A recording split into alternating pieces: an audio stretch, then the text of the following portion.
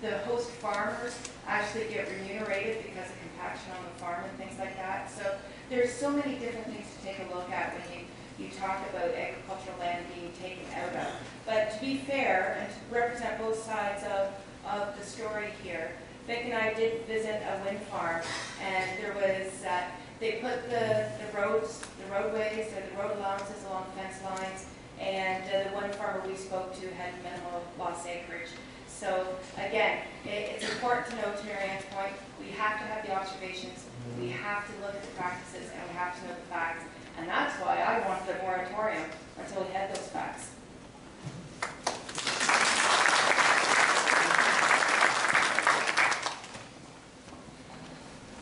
More of a comment than a question, but it will be a question to you guys. Anybody who even considers having a solar panel on their property or having a wind turbine on their farms have to understand one thing right now.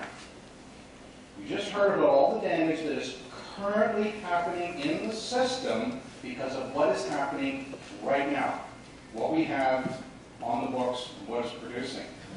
They want to put forward a moratorium.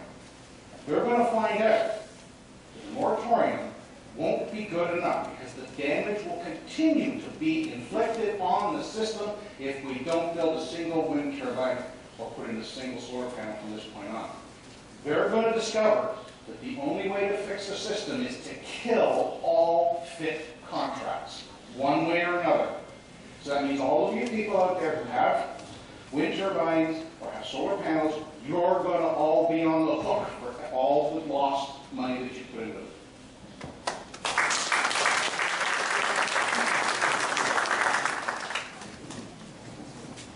Hello, I'm Paul Marsh from the suburbs of Sylvan along Elginfield Road. And this isn't my question, but one of the last speakers brought this to mind.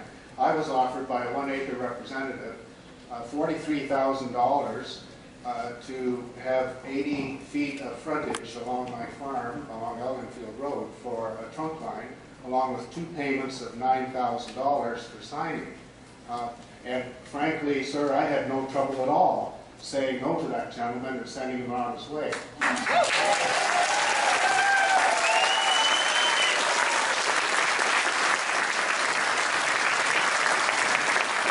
would go further to say that any men and women of character would do the very same thing. Yes. Now, my question is this. Since the election, I've been following very, very closely the positions of the parties and their leaders and individuals within the parties with respect to IWTs. And as a member of a 7th generation Ontario agricultural farm family, I never refer to wind turbines and farms in the same sentence. I know what a farm is, so the two do not go together. But my question is this, first a comment, then a question. Even tonight we've heard 2 things, that the Ontario PCs are supporting a moratorium, both in Lisa's bill that was defeated and in the leader's upcoming private members bill. And at the same time, they are promoting that the legislation be revised with respect to the Green Energy Act so that local municipalities now have control over the matter. In my mind, the two are completely mutually exclusive. To explain it to anyone who might need that to happen, if you have a moratorium in place, there is no decision whatsoever for a municipal government to make. It's very clear. So would the real PC policy please stand up, because they don't make sense to me. Well, thank you very much for your question. I can tell you that this is a marathon. It's not a sprint, so we're not looking for any sort of minimalist approaches. We're looking in the long haul. Lisa Thompson has brought a private member's bill, a motion calling for the moratorium. we're looking at that as trying to send a signal to the government that there's a problem here and you're not aware of it, government. We were looking for support from the NDP, which did not materialize, and we were looking for support from Liberal members of Parliament who lived in rural Ontario, and they sat on their hands as well, so that did not materialize.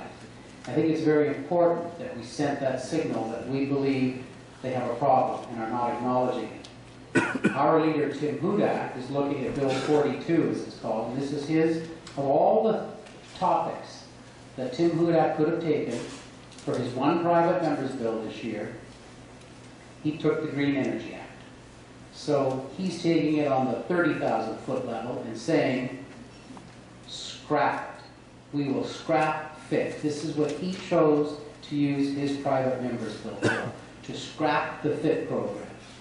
Then he's gone down, and so let me clarify where you talk about, there's two. Let me clarify why we need local decision-making power. For the reason that there are contracts out there that some will have just started, some will have finished and are operating, and some are somewhere in the middle. So we want local municipalities to have the power back to be able to sit with us and talk about what projects, if any, are important in their area or what they don't want. We need to have that local input that only the municipalities can offer. The 107 men and women who sit in Queen's Park. A local resource to come back and tell us. This one, to be able to do various things with each of them. That's really what the local decision-making power is for. So it's not a contradiction. Lisa's motion is moratorium, let's halt. Tim's motion is saying, good, we're going to cancel it all, and once we cancel it, we still need to know what to do with the ones that are sort of underway. So there's no contradiction there in our favor. I hope that helps. Can I have a secondary? Can I have a secondary? Okay, real quick on that. You said that the other parties sat in their hands in the vote on Lisa's motion. And about 3 hours ago, I read the Hansard record of the everything that went on with respect to that motion. Did any members in your own party sit on their hands? Were they all voting with you? I can speak to this. Absolutely not. I feel very, very strongly about this. You don't know the support that we had. The team is united. I met with Peter Tabbins. He makes me want to spit because he makes me so angry. I met with Peter Tabbins on Wednesday morning, and the NDP party, yes, I'm the energy critic for the NDP. And Wednesday morning I found out the NDP were not choosing to support my moratorium. So there's a variety of reasons. I can tell you my seatmate to my right, Michael Harris, the new generation Mike Harris, he has a newborn that was facing a blood transfusion, so he went home. Our own leader, Tim Hudak, he had an opportunity, he had a small window, there was a lot of activity in Ottawa this past weekend, and I don't think I'm telling tales out of school now. He had a short window to meet with the Prime Minister. And recognizing the results of my meeting with Peter Tabbins, we did not whip our caucus. People had individual reasons, and again, individual reasons. Bill 42. Yes, but to that end, Bill 42 is indeed whipped. Okay? So, what is Stephen Harper's position, well, we know that within the Senate, Bob Bruxman has tried to put forward his own moratorium, and I do believe Stephen Harper is starting to speak up on this issue as well, yeah, in terms of local autonomy and whatnot. Did his thing around the oil sands and stuff going on around the older, like this, like there was so much going on. What were you going to listen to? We didn't hear the municipalities that walked out on him. The media reported it as a handful.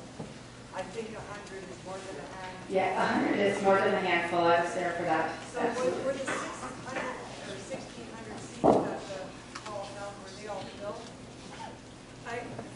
For Premier McGinty's address at Roma, I would say, yeah, it was a full hall. And there's wings and there's the center core, and people were walking out of the wings, people were walking from the front.